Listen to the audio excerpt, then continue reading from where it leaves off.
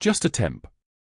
That's what they whispered in the break room when Rachel Torres clocked in at 5:47 a.m., her badge hanging from a lanyard that felt like a collar. Just a nurse from the staffing agency. Here until someone better comes along. They didn't know. They had no idea that the woman pushing a med cart through the sterile corridors of St. Michael's Hospital in Colorado Springs had spent 17 hours straight providing life-saving care to 14 wounded Marines and 2 enemy combatants in a forward operating base outside San Juan Valley, Helmand Province. They didn't know that her hands had performed emergency transfusions under mortar fire, that she'd earned a call sign, Valkyrie 6, that still echoed in classified briefing rooms from the Pentagon to Camp Lejeune. What happened next would remind them all exactly who she was. The hospital corridors stretched out like sterile hallways in a dream, fluorescent lights humming their endless electric song above her head. Rachel moved through them like she belonged nowhere and everywhere simultaneously, her posture perfect but her presence somehow smaller than it should be, the way people learn to make themselves in rooms where they're not wanted. The linoleum was buffed to a mirror shine, reflecting her shoes with an almost aggressive cleanliness. Antiseptic burned her nostrils, that sharp, chemical bite that never stopped irritating her sinuses no matter how many years she spent in medical environments. For years now. For years of floating between hospitals, never staying long enough to build a file, never establishing roots deep enough to create complications. St. Michael's was just another assignment. Another 2-month contract. Another temporary badge that read simply FAR, Torres, RN, with no credentials listed, no military decorations, no indication that she was anything more than the rotating staff that filled gaps during flu season and summer vacations. Her locker was small, metal, painted a institutional gray that matched every locker in every hospital break room in America. Inside, she kept minimal items, 2 sets of backup scrubs, a personal hygiene kit, a fleece jacket for the drive home. And wrapped carefully in the bottom, folded with military precision into a perfect triangle, was a flag. Not an American flag, though it was that too.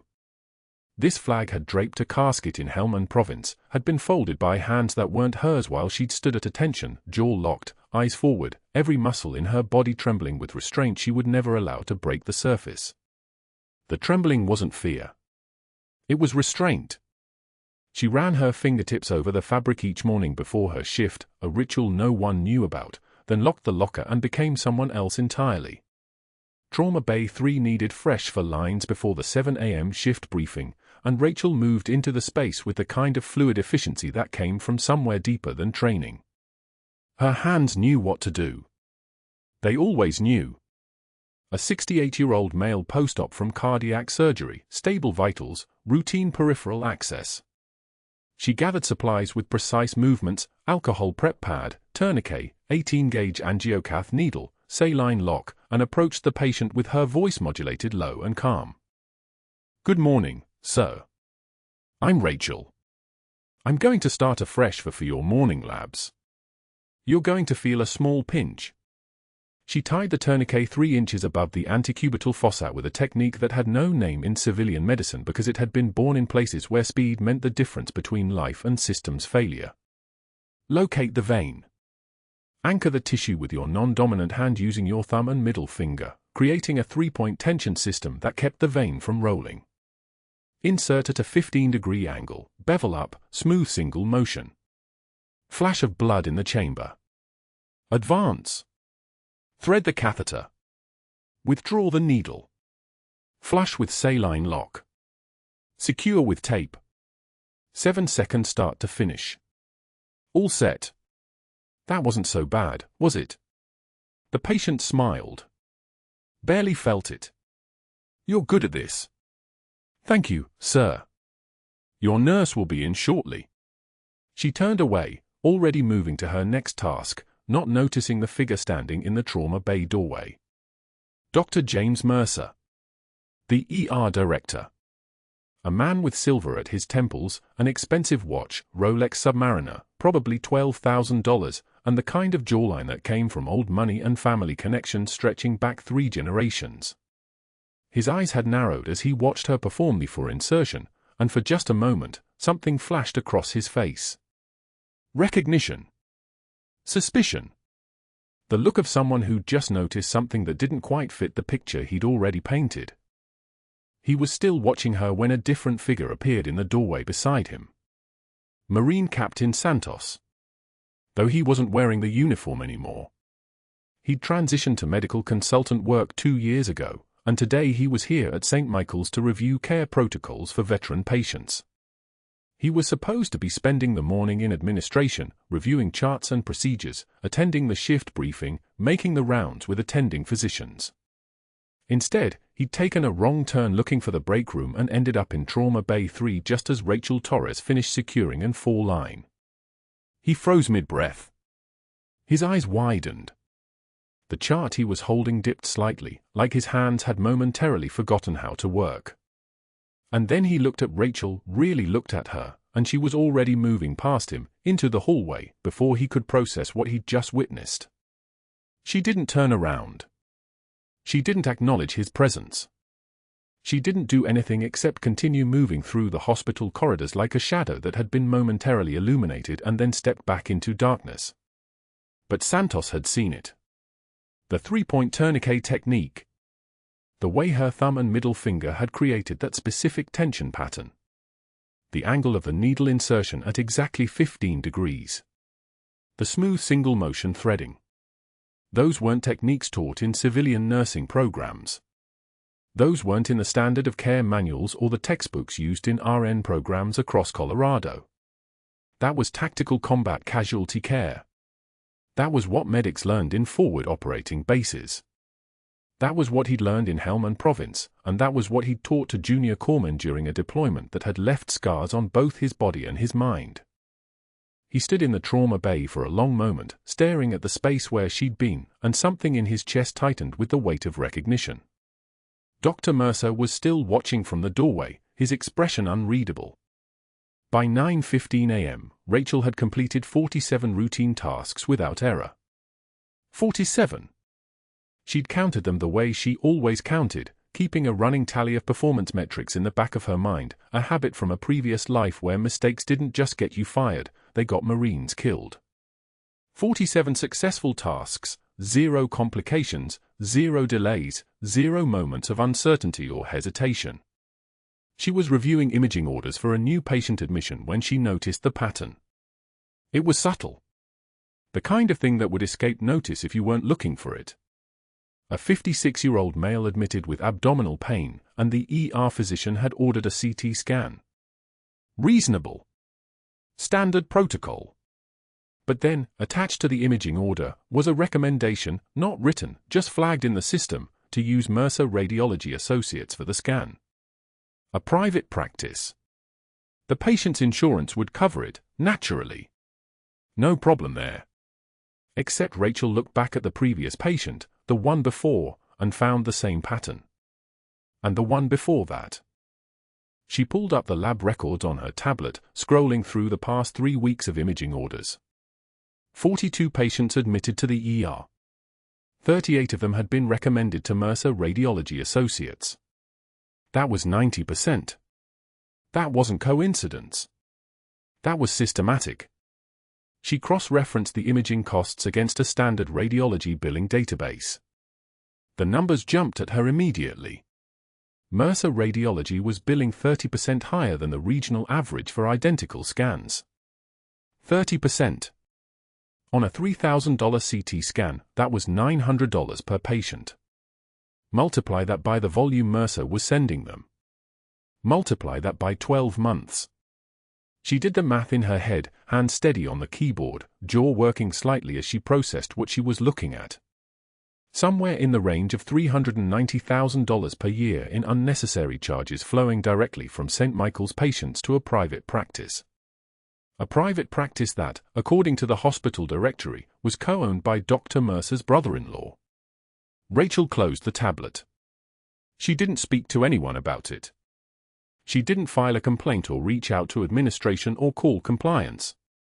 She simply filed the information away in the same compartment of her mind where she kept everything else, the flag in her locker, the call sign she'd been told never to claim again, the 17 hours in Helmand that had ended with a Pentagon briefing room and instructions that Captain Rachel Torres no longer existed in any official database for reasons of national security. She was thinking about nothing when Dr. Mercer appeared beside her at the medication cart, his shadow falling across her hands with the weight of something more than just shade. His presence made the air pressure change, like a storm rolling in from the plains outside Colorado Springs. "Rachel, isn't it?" She looked up.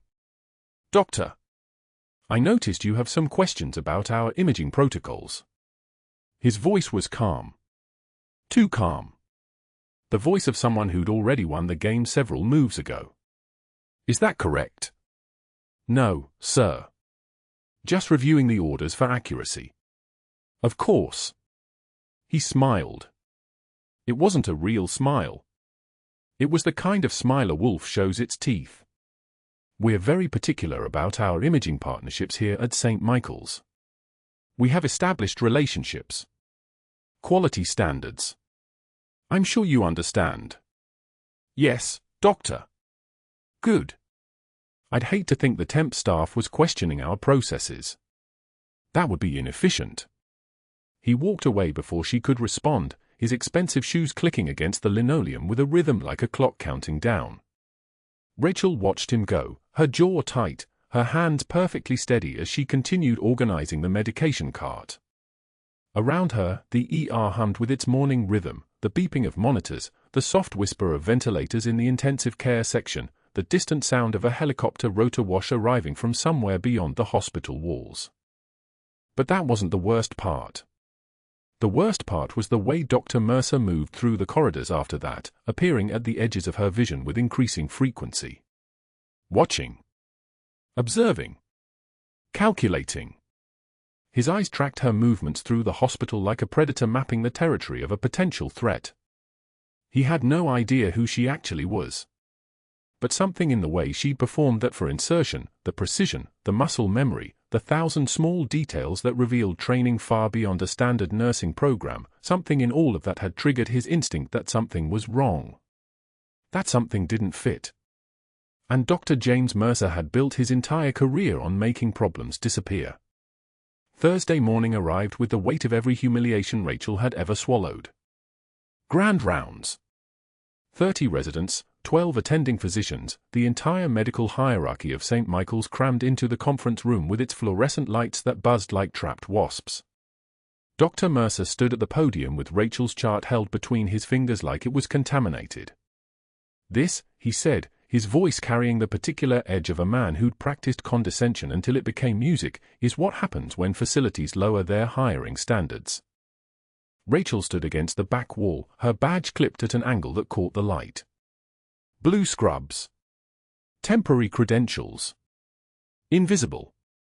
"Notice the abbreviated documentation," Mercer continued, circling errors that didn't exist in red marker across the projected screen. His voice was a tank idling in a garage, low, heavy, designed to make everyone feel the vibration. "Civilian shortcuts. This is amateur work unworthy of St. Michael's reputation." The residents exchanged glances. A few smirked. One junior attending actually smiled. Rachel's jaw clenched hard enough that a muscle jumped, but her face remained stone. Her posture unchanged. Her hands loose at her sides, steady as a surgical laser. She'd seen worse. Helmand Province. The FOB at Sanjin Valley, where incoming fire didn't care about your pulse rate.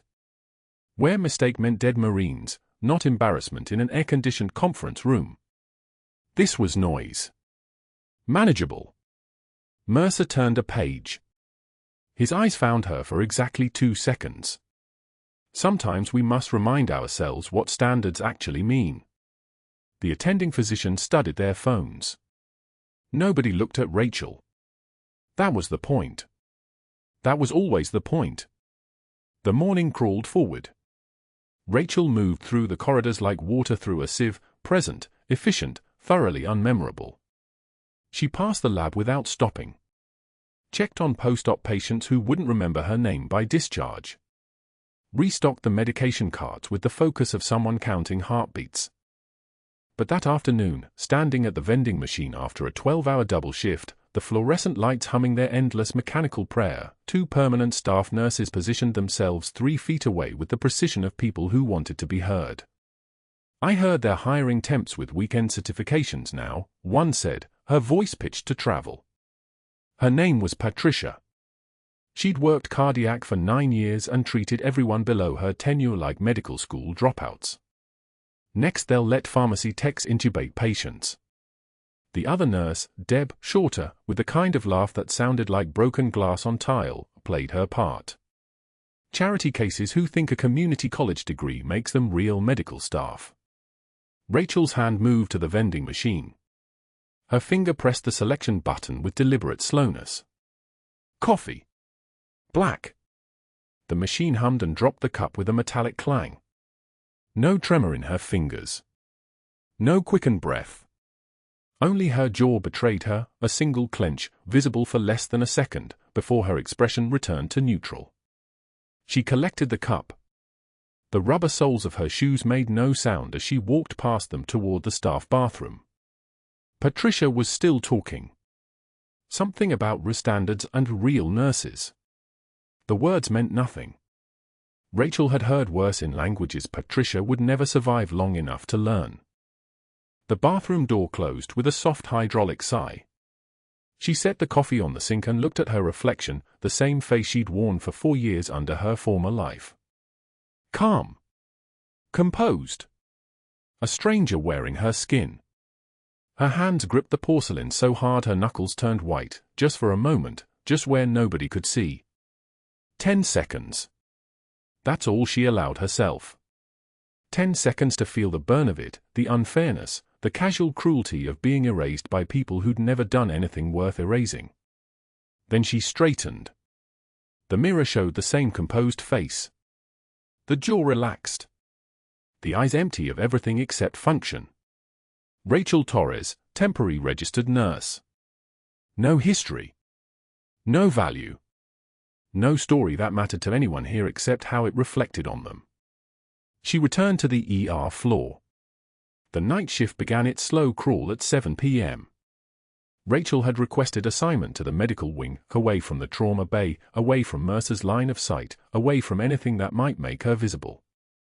The medical floor was quieter. Chronic disease. Slow decisions. Time to disappear into the work. By midnight, the hospital had the muffled quality of places where people were either dying slowly or sleeping through it. Rachel charted in a quiet corner, her documentation meticulous, every detail recorded, every decision documented, every action defensible. If Mercer wanted to use her work against her, let him find flaws that didn't exist. Her studio apartment sat in darkness when she finally arrived home at 1:06 a.m. The walls were bare. The furniture looked temporary because nothing about Rachel's life was supposed to be permanent. She'd learned that lesson in Helmand Province when permanence got your brothers in body bags. She pulled her backpack from the closet. Her hands moved with the precision of ritual as she unfolded the triangular flag. 13 folds.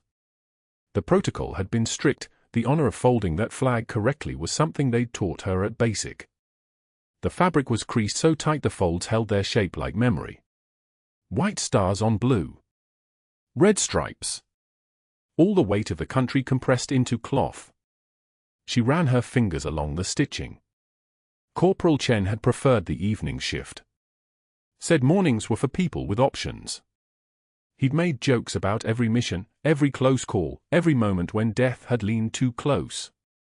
In the FOB at Sanjin, he'd taught the younger Marines card games when the incoming fire got too heavy to think about anything else. He had a sister in Phoenix. 2 nieces. He was supposed to teach them to drive. The RPG had made that decision for him. Rachel folded the flag again, precisely, with the care of someone holding the last thing left of a person who'd matter forever. Her hand shook for the first time all day. Just barely. Just enough to notice if you'd been watching. But she was alone, and alone she could afford to feel it. She placed the flag back in her backpack, at the bottom, wrapped in a hospital gown she'd never throw away. Meanwhile, in the parking garage beneath St. Michael's, Dr. Mercer met his brother-in-law between the concrete columns where surveillance cameras had mysteriously dead zones. Michael Bradshaw worked as the administrator for Radiant Medical Services, the private radiology facility that handled overflow imaging from the hospital. The arrangement was tidy. St. Michael's referred patients to Radiant at a rate 30% higher than market standard. Radiant paid Mercer as a consulting radiologist for the referrals. Clean money. Untraceable. Nobody asked questions because the volume made the margins invisible. Until Rachel started asking questions. She's routing patients to in-house radiology, Mercer hissed, his voice taking on the quality of a man watching his retirement disappear. Yesterday, a diabetic with possible peripheral vascular disease. Should have gone to Radiant. Instead, she coordinated with the hospital system. Cut our referral by 40% on that case alone. Bradshaw leaned against the concrete wall, his Rolex catching the dim light. She's a temp. A temp who compares billing codes. A temp who asks why prior authorizations take 7 days when they should take 2. Mercer's jaw worked. Yesterday I heard her on the phone with our prior auth department asking about delays. She's documenting everything. The silence lasted 8 seconds. Then Bradshaw smiled. Make her position untenable. People quit when they're miserable enough. By Friday morning, Mercer had begun his campaign with the precision of someone who'd orchestrated hospital politics for 17 years. He called the staffing agency at 7 a.m. Performance concerns, he told the recruiter, his voice carefully modulated. Documentation issues. Chain of command problems. I'd recommend not extending her contract. He altered the schedule by hand, assigning Rachel exclusively to shifts with Patricia and Deb and 3 other permanent nurses who'd already made their judgment clear. He restricted her access to the procedure rooms, temporary credential limitations, he told the charge nurse, though no such limitation existed. He documented fabricated incidents in her file, questioned physician orders. Attempted procedures beyond scope. Failure to follow protocol. The machine that killed careers was well-oiled by Friday afternoon. Rachel worked medical wing nights, deliberately staying beneath the radar, unaware of the institutional machinery grinding toward her dismissal. She moved through her shifts like a ghost who'd learned that invisibility was survival. Up at 7 p.m. Charting until 2 a.m. Home by 3. Sleep. Wake. Return. Repeat. Santos found her at the coffee station on Friday night. The Marine combat medic consultant was reviewing files in the medical records room when he spotted Rachel's name on the assignment roster 3 times in 4 days, medical wing only, always nights, always away from trauma. That line insertion technique, he said quietly, approaching her as she doctored her coffee with the focus of someone meditating through anger. Where'd you learn it? Rachel met his eyes once. A long time ago. TCCC isn't on civilian nursing curricula. That's a very specific. His pager screamed. The sound cut through the hospital like a blade. Major trauma inbound. ETA for minutes. I'm 25 rollover.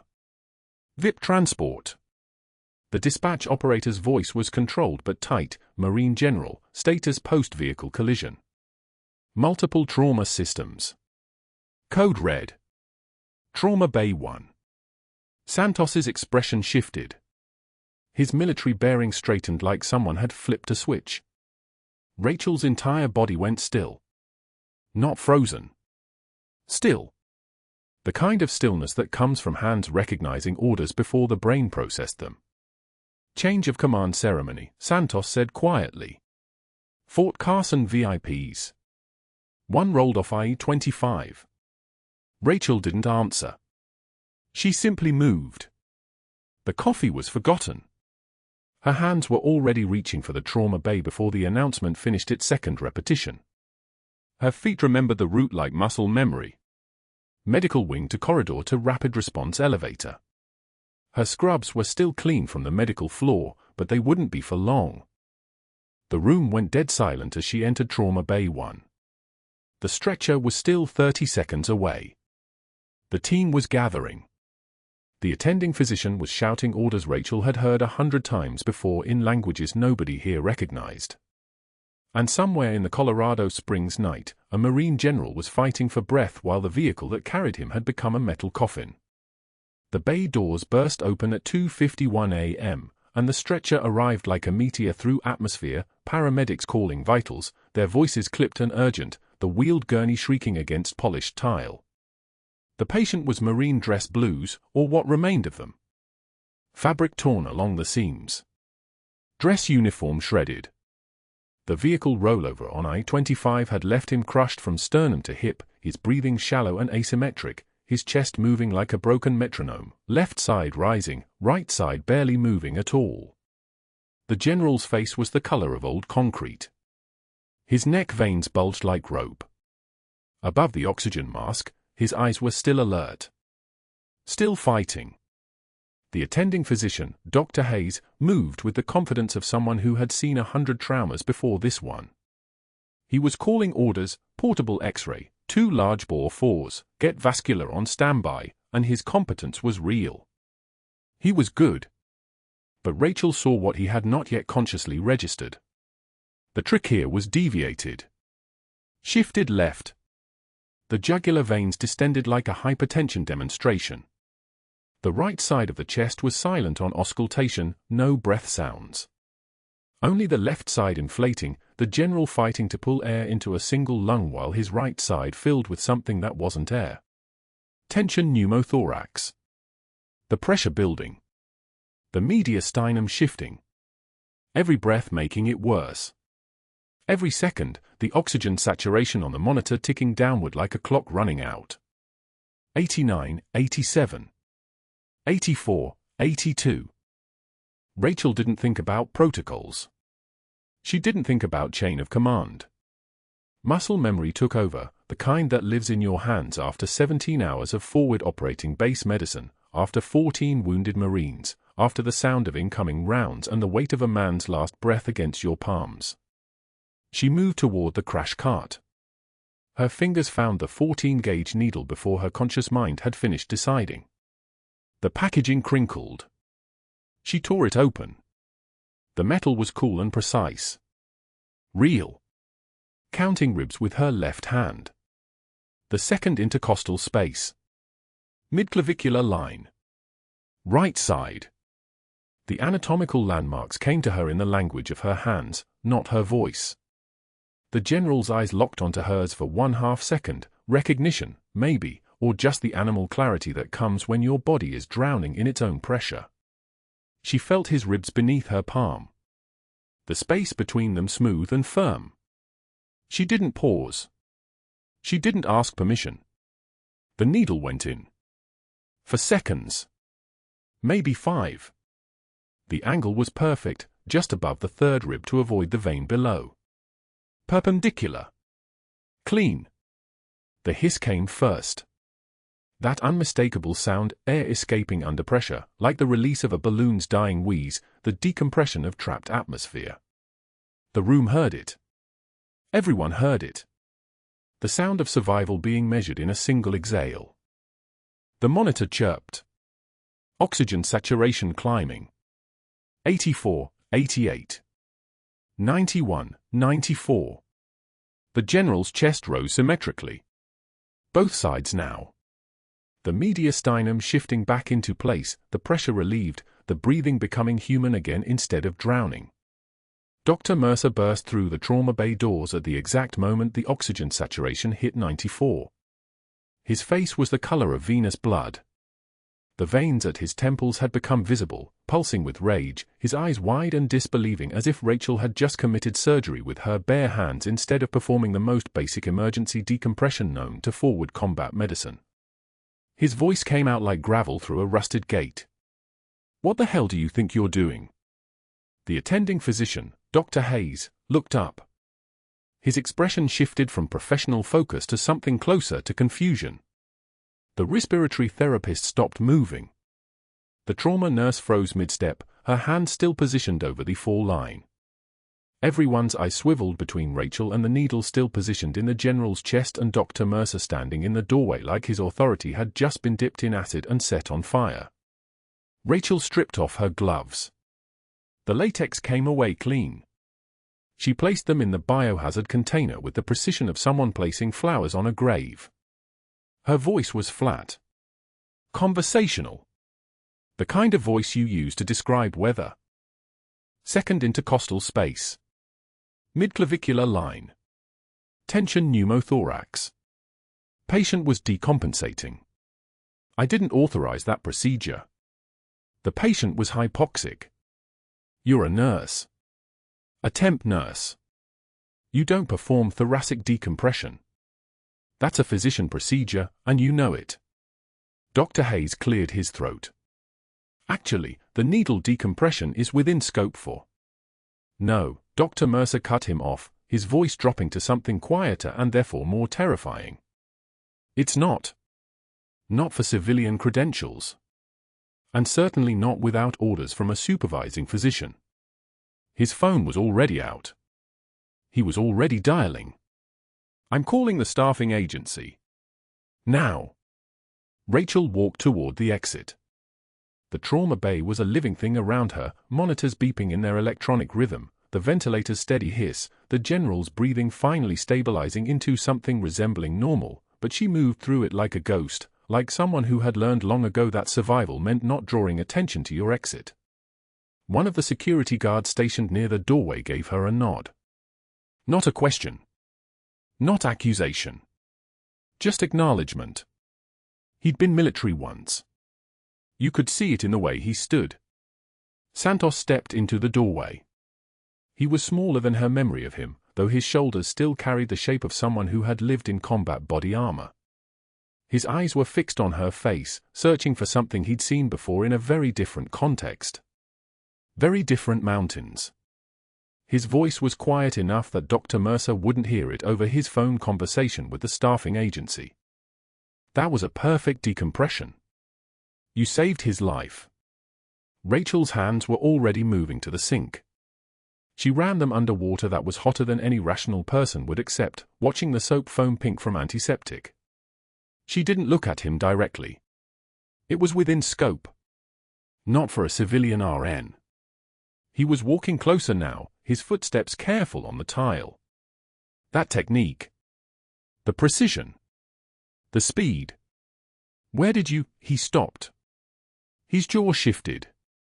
A calculation moved behind his eyes, the kind of calculation that happens when a puzzle piece suddenly fits into a space you didn't know was there. Unless... She didn't finish his sentence. She didn't need to. Whatever Santos had just realized would spread through the hospital like ink through water, and every moment she stood here was a moment the truth got closer to the surface. She dried her hands on paper towels, watching the moisture disappear, watching the evidence of her competence vanish into white fibers. Dr. Mercer was already off the phone. He was already signaling to hospital security. Already looking at his watch. Already calculating the timeline for her removal. His voice carried across the trauma bay like a command that had already been executed, already filed, already forgotten by the person giving it. Security. Schedule someone to escort Ms. Torres out at shift change. Her badge is deactivated effective 7 a.m. And someone get administration on the line. Now. The general was stable. The general would live. The oxygen saturation stayed at 94 as they prepped him for the operating room, and his hand moved toward the needle Rachel had placed, checking it, understanding what it meant, understanding in the way that people who have been military their entire lives understand that someone had just saved his life with knowledge that shouldn't exist in a temporary nurse's muscle memory. Rachel walked past him. She didn't look down. But she felt his eyes following her like a weight, like recognition, like a question that didn't have an answer yet but absolutely would by morning. The hallway outside the trauma bay was cold in the way hospital hallways are cold at 3 in the morning, when the night shift has settled into its own rhythm and the day hasn't started calling yet, the fluorescent lights humming their mechanical song. She walked toward the staff bathroom because it was the only place you could stand without someone asking you where you were going. Inside, she gripped the sink and allowed her hands to move. They were shaking. Not from fear. From the kind of trembling that comes from restraint, from holding back, from the weight of having violated every order she'd been given about disappearing into the margins and staying invisible. Captain Rachel Torres no longer existed. That was the agreement. The Pentagon had scrubbed her service record so thoroughly that even Freedom of Information requests came back classified. Operation Copper Mantis. Helmand Province. 17 hours of sustained combat medicine with 14 wounded Marines and 2 enemy combatants, one of them the brother of the Taliban commander who would eventually seek asylum and change everything. That version of her life had been buried too deep to ever recover. She was supposed to drift. To work temp positions. To pay rent and exist in the gaps where nobody asked questions. She had just performed emergency combat medicine on a Marine general in front of 30 witnesses. But that wasn't the worst part. The worst part was that she would do it again. The second Santos blocked the doorway, the second she'd seen the tracheal deviation and distended neck veins, the second she understood that nobody else in that room would recognize the signs until the patient arrested, there was never a choice. There was only the thing her hands remembered. The thing that lived in her muscle memory like a second heartbeat. The thing that was supposed to stay buried. Rachel pressed her forehead against the cold mirror. Her reflection looked back at her the way it always did, steady. Composed. A temp nurse who had made a mistake and was about to pay for it. Nobody would know what she actually was. Nobody would connect the dots unless someone already understood the picture. Unless someone had seen the technique before. Unless someone had trained in the same forward operating bases. Unless someone who was here in Colorado Springs, in this hospital, in this moment, had lived through the same 17 hours she had. She didn't know it yet. But Santos had. And Santos's knowledge was about to change everything. The hospital phone lines lit up before dawn. Dr. Mercer's office, 7th floor administrative wing, his desk arranged like a general's war room with a single lamp casting everything in sharp-edged shadow. He held the staffing agency manager on the line, voice smooth as lake water over stones. I need to terminate the contract. Rachel Torres. Temp assignment, effective immediately. The manager asked questions. Mercer had answers prepared. Practicing beyond scope of licensure. Performed an unauthorized needle decompression during a trauma case without physician orders. Created liability exposure. Hospital policy requires immediate removal. The lie was constructed with surgical precision, true enough in its skeleton, false in every vital organ. The manager said it would take paperwork, notifications. Mercer said he'd handle the documentation. By 4:15 a.m., the termination email was processed. Rachel Torres, contract terminated, no cause listed pending review, final paycheck deposited within 30 days, company policy for bad appeal under circumstances of patient safety violations. Mercer's hands were steady as he signed the form. Muscle memory from years of dismantling threats with institutional machinery instead of scalpels. The next call was to the hospital administrator, Dr. James Pierce, a man whose office occupied the northeast corner of the 8th floor with windows overlooking the springs like he owned them. Mercer had cultivated this relationship for 6 years, they belonged to the same country club, their wives had served together on the hospital foundation board, their children attended the same private school. Relationships were power, and power moved at the speed of a conversation between men who understood the rules.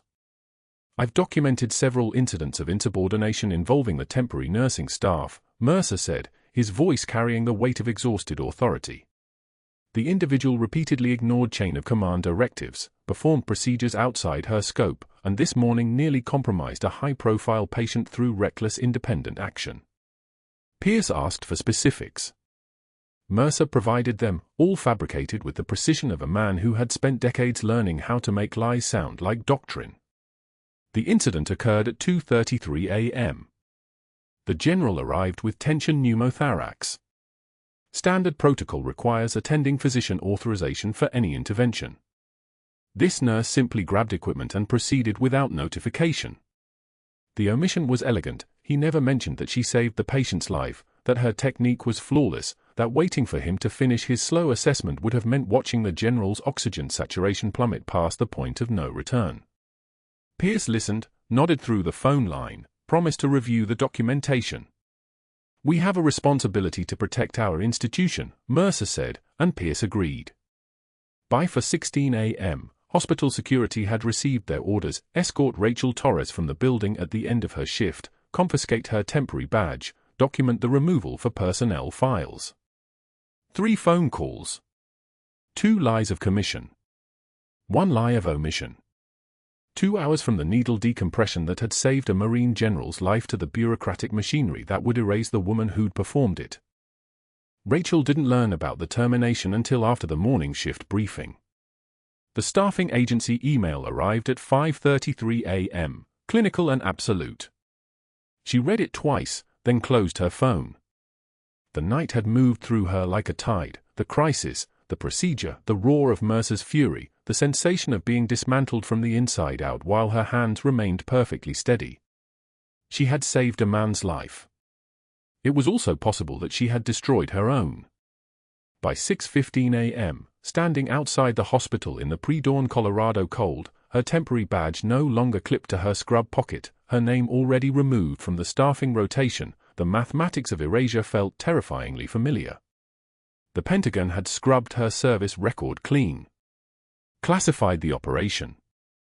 Told her Captain Rachel Torres no longer existed in any database for reasons of national security. She had accepted that disappearance as the price of survival. She hadn't expected to have to disappear twice. 3 a.m. found her alone in a diner on Academy Boulevard, fluorescent lights buzzing overhead like angry insects. The place was called Mel's, a relic from the 1970s with red vinyl booths and a counter that curved like a smile. Rachel sat in the back corner, a cup of coffee growing cold in front of her, untouched since the waitress had poured it an hour ago. The diner was empty except for a line cook somewhere in the kitchen and the waitress, a woman in her 60s with grey hair and tired eyes who had refilled Rachel's cup without speaking. The small kindness of strangers was sometimes harder to bear than cruelty. She stared at her reflection in the dark window. The fluorescent light bleached her out, turned her into a ghost. A temp nurse fired for insubordination. A woman with no credentials to show, no references to provide, no future in the city where she'd finally stopped running. The TV mounted above the counter played the morning news on mute, footage of the accident scene, emergency vehicles, the general being loaded into an ambulance. A ticker scrolled across the bottom: Marine general remains in critical condition following vehicle rollover. She turned away from the screen. Her phone had buzzed at 2:16 a.m., exactly the moment Mercer was calling the staffing agency. She had ignored it. By the time she reached the diner at 3:15, 17 text messages were waiting. The staffing agency, confirming contract termination effective immediately, no cause listed, no appeal available. She deleted the message. At some point, her body had moved through the hospital exit, through the parking lot, into her truck. She had driven to this diner without deciding to, muscle memory steering her toward empty places where disappearing felt possible. The folded flag sat in her backpack beneath the booth seat. She had grabbed it this morning before leaving her studio apartment, a 400-square-foot studio in a building that never asked questions, that accepted month-to-month tenants who paid in cash. The flag had been in her locker at the hospital. She had no right to take it, but she had taken it anyway, because the alternative was leaving behind the only evidence that Captain Rachel Torres had ever existed outside of the Pentagon's classified files. Running fingers over the fabric would make her hands shake. She kept her hands flat on the table instead. The waitress appeared with a fresh pot. "Refill?" Rachel nodded. The cup filled. The waitress departed. No eye contact, no questions. Just the small mercy of coffee and silence. Rachel wondered if this woman had ever been erased, if she had ever sat in a booth at 3 in the morning knowing that the life she had built was dissolving on paper somewhere. Probably not. Most people's lives didn't depend on staying invisible. She had survived Helmand Province by becoming so still that people forgot to look at her. She had walked into St. Michael's Hospital counting on the same invisibility, a temp nurse, a body in scrubs, someone whose presence didn't matter enough to remember. It had worked until it hadn't. The moment she'd grabbed that needle and driven it into the second intercostal space, she had made herself visible. The moment she'd saved the general's life, she had made herself a liability to men like Dr. Mercer, men whose power depended on being indispensable, whose worldview couldn't accommodate a temp nurse knowing things they didn't. The TV continued in silence. A commercial played. A weather report. The morning news cycle grinding forward, indifferent to one woman sitting in a booth with cold coffee. She opened her phone and began researching. Nursing positions in Wyoming. Montana. Places where the sky was bigger than the buildings, where anonymity felt less like erasure and more like choice. A critical care position at a hospital in Jackson. A rural clinic in Missoula. Temp agencies that didn't ask many questions. She could disappear again. It had worked before. But that wasn't the worst part. The worst part was knowing that somewhere in the ICU at St. Michael's, the general was stabilizing. The needle decompression had prevented cardiac arrest, had bought him the hours his trauma surgery needed, had given him a chance at a life that continued past 2:38 a.m. She had done that. And by doing it, she had signed her own termination papers with her own steady hands. The waitress refilled her cup again, though Rachel hadn't asked. Some kindnesses arrived unbidden. Rachel watched the woman walk back to the register, moving with the deliberate slowness of someone who had learned to conserve energy, to survive the long shifts. They were both ghosts. The diner was their purgatory. By 6 a.m., Rachel had returned to her studio apartment and begun packing. Her backpack, her duffel bag, civilian clothes that didn't carry the smell of hospital bleach. The folded flag went into the bottom of the duffel, buried beneath everything else. Evidence of a life she could never claim. Proof of service she could never acknowledge. The Pentagon had made her disappear once. Now a man named Mercer was finishing the job. She wondered if disappearing twice left any imprint at all, or if she would simply blink out of existence completely. What she didn't know was that the general had regained consciousness at 5:22 a.m., fully alert, oxygen saturation stable, the trauma surgery having gone without complications. What she didn't know was that his first word, after the endotracheal tube was extubated, was her name. The general's eyes opened at 5:22 a.m., fully alert, oxygen saturation holding steady at 98%. His first word, after the endotracheal tube came out, was her name. Not thank you. Not what happened. Just, Torres. 48 hours later, when consciousness had sharpened into something resembling clarity, he requested her by name again. The Marine lieutenant stood at the foot of his bed with a leather portfolio marked classified, his uniform knife-sharp, his bearing the kind that made regular people feel smaller. Rachel entered the room in civilian clothes, no badge, no scrubs, no armor of any kind, and the general's hand extended across the white sheets like a salute that hadn't quite happened yet. "You saved my life," he said. His voice was sandpaper on concrete, the ventilator having scraped his throat raw. "Docs say another 2 minutes." My heart would have stopped. Rachel's composure held, but her hand trembled slightly as she took his. Just slightly. Just enough that she felt it, not enough that he would see it. "Just doing my job, sir." The general's expression shifted, something in his eyes that suggested he'd been briefed on more than just her medical intervention. "Captain, I've read your full file. Operation Copper Mantis. 17 hours sustaining combat operations. 14 wounded Marines treated. 2 enemy combatants. The Pentagon buried you deep." She nodded once. "Clinical. Professional." A single downward movement of her chin that contained years of weight. "Not anymore," the general said. He gestured to the Marine lieutenant, who opened the portfolio. Inside lay a single document, the text printed on paper that felt expensive and final.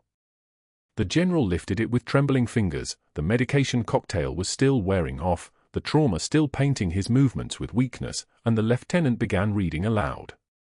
His voice carried the precision of someone trained to deliver words that change lives.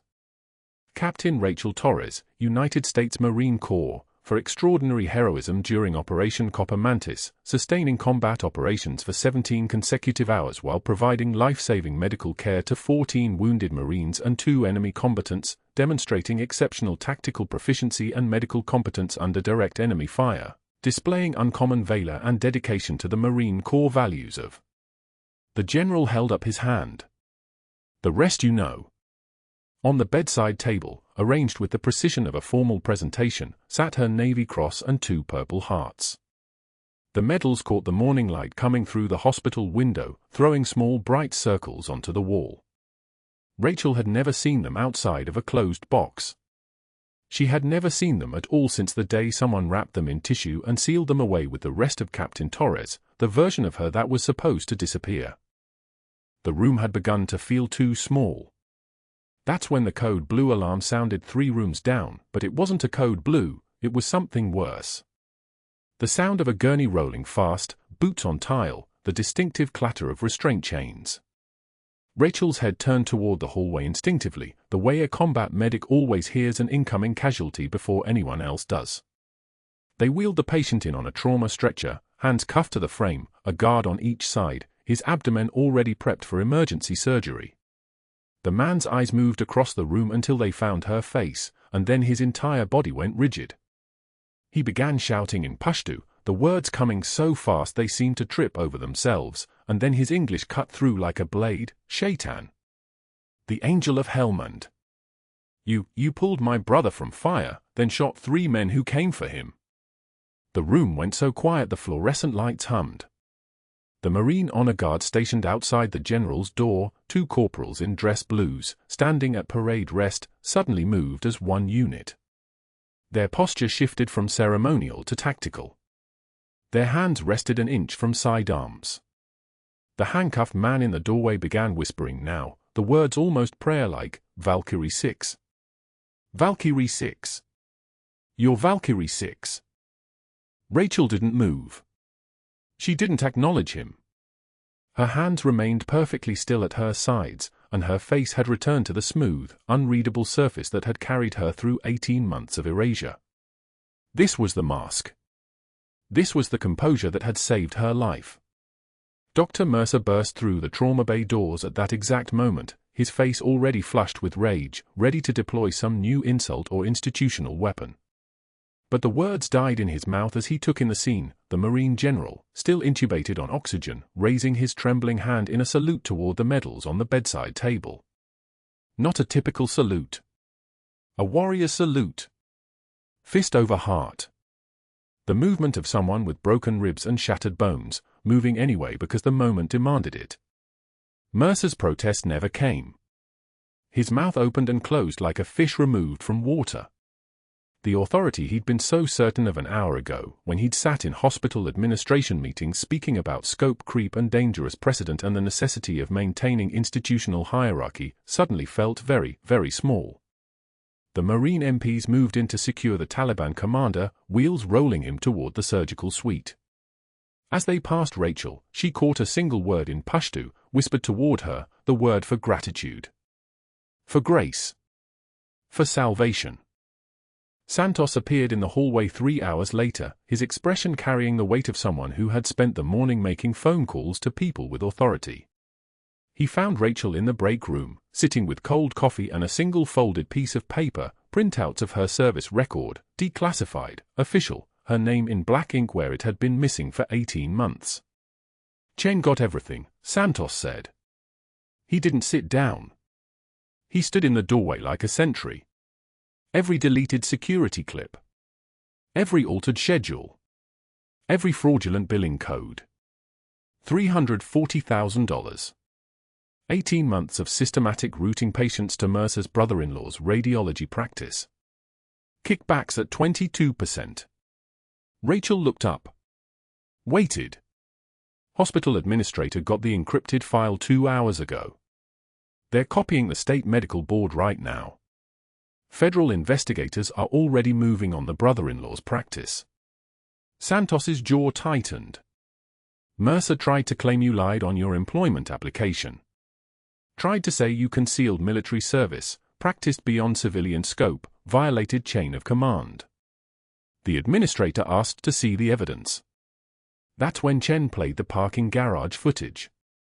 The sound of a helicopter passed overhead, a medical transport, its rotors making the windows vibrate slightly. Rachel watched the sound waves ripple across her cold coffee. Your brother-in-law meeting Dr. Mercer in parking structure C, April 14, discussing explicit kickback percentages, Santos continued. Audio enhanced. Crystal clear. The administrator placed him on immediate suspension pending investigation. Told him to leave the premises within the hour. Rachel set down her coffee cup. The sound it made was small, deliberate, final. Mercer had tried to corner her in the hallway 40 minutes later, his face the color of old blood, his finger pointed at her chest like a weapon. You did this. But Santos and 2 Marine military police had materialized between them before his next word could land. The MPs wore the expression of people trained to follow orders without hesitation or question. Sir, you need to leave the premises, one of them said. Not a request. Not a negotiation. A command delivered with the kind of calm that comes from absolute certainty of compliance. Mercer had left. By evening, his medical license was suspended indefinitely, pending investigation. His assets were frozen. His colleagues who'd once laughed during grand rounds suddenly couldn't be reached when he called. The hospital released a statement praising Captain Torres' heroism and condemning the hostile work environment created by systemic institutional failures. Federal investigators raided his brother-in-law's radiology practice. The brother-in-law pled out, agreed to restitution, started cooperating with the case against Mercer in exchange for reduced charges. But that wasn't the most important part. The most important part came 6 months later, when the dust had settled into a new arrangement, when careers had ended and licenses had been revoked and federal charges had become permanent features of personnel files. Rachel walked through Colorado Springs Community College's main building on an ordinary Tuesday morning in April. Spring light fell through the hallway windows like something meant to herald new beginnings. She passed classroom after classroom, students and instructors moving through the ordinary machinery of education, none of them knowing that the woman in professional civilian attire walking past, the one with the unmistakable military bearing, the precise stride, the way her eyes catalogued exits and threats even in a safe environment, was anyone worth noticing. In room 114, Dr. Mercer stood before 12 students fulfilling state CPR recertification requirements, demonstrating chest compressions on a training dummy with the energy of someone reading tax code aloud. His voice was flat. His movements mechanical. His shirt was cheap, bought from a big box retailer, the kind of fabric that showed wrinkles by noon. The medical license that had once made him untouchable now existed nowhere. The career he'd built through competence and arrogance and years of strategic positioning had collapsed in 72 hours. He was teaching CPR for minimum wage to people who didn't care about him, earning what a junior resident made in a month what he used to make in a week. He looked up as Rachel passed the classroom window. Their eyes met for exactly 1 second. His face drained of all color. But Rachel didn't slow. She didn't acknowledge him. He was simply not worth her attention. She continued down the hallway toward the military liaison office at St. Michael's, where her nameplate now read, Captain Rachel Torres, USMC, Director of Combat Medicine Integration. The door to her office was painted a soft blue-gray, and behind her desk, visible through the glass, sat the folded flag from Helm and Province in a glass display case. The flag that had draped her teammate's casket. The flag she'd kept hidden in a locker for 18 months while she became invisible.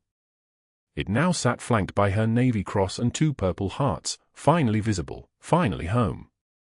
Santos worked 2 doors down as Deputy Director of Veteran Care Integration, coordinating transition protocols between military and civilian trauma systems.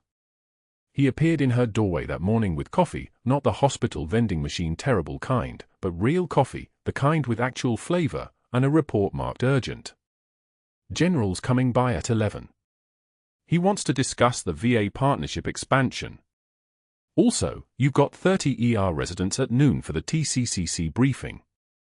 Rachel nodded, straightening files that were already straight, a gesture that meant she'd heard him and was ready. Through her office window, she could see the parking lot where she'd sat 18 months earlier, invisible and erased, wondering if disappearing twice was even possible. Beyond that, the mountains rose against a spring sky, and somewhere in the distance, a helicopter's rotors began to hum. The closing words appeared as text across the final image of the flag in its glass case, the Navy Cross catching light. Sometimes the bravest warriors carry stethoscopes, not guns. If this story moves you, if you've ever been underestimated by someone who didn't know your true value, subscribe now. Like this video. Comment below, have you ever judged someone only to find out you were completely wrong? And if you know someone like Captain Torres, someone quietly carrying the weight of heroism that nobody sees, share this with them.